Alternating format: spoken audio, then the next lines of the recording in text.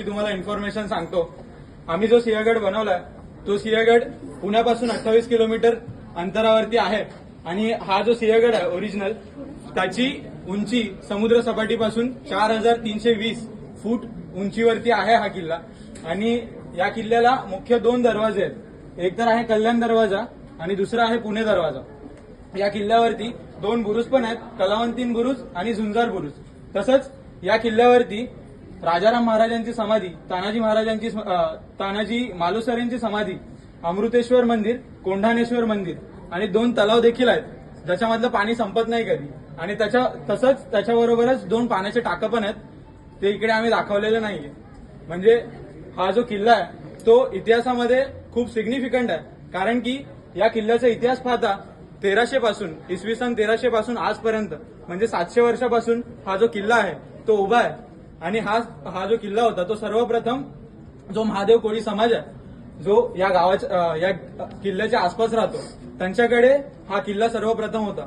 त्याच्यानंतर या किल्ल्यावरती दिल्ली सल्तनत, बहमनी सल्तनत, मुघल सल्तनत आणि आदिलशाही सल्तनत या सर्व सल्तनतींनी या किल्ल्यावरती राज्य केलं होतं। जेव्हा हा किल्ला इसवी सन 1600 मध्ये आदिलशाहीच्या सल्तनतीमध्ये होता तेव्हा पुण्याची जबाबदारी छत्रपती शिवाजी महाराजांच्या वडिलांना म्हणजे शहाजी राजांना देण्यात आली होती। पण शिवाजी महाराजांनी या विभागाची वतनदारी नाकारत त्यांनी स्वराज्याचं जे स्थापना होती ती त्यांनी केली होती।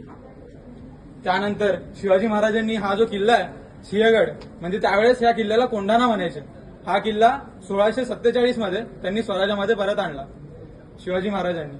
आणि पण जे आदिलशाह होते त्यांनी त्यांचे जे वडील आहेत शहाजी महाराज त्यांना कैद करून ठेवलं होतं आणि त्याच्यानंतर शहाजी महाराजांना सोडवण्यासाठी या किल्ल्याचा तह केला आणि 1649 मध्ये हा जो किल्ला आहे तो परत आदिलशाहीकडे गेला। त्यानंतर पुन्हा एकदा बापूजी देशपांडे यांच्या मदतीने शिवाजी महाराजांनी हा जो किल्ला आहे पुन्हा स्वराज्यामध्ये आणला आणि ते पण शांतीपूर्वक वे मध्ये, म्हणजे त्यावेळेस तिकडे कोणती लढाई झाली नव्हती। पण त्याच्यानंतर आला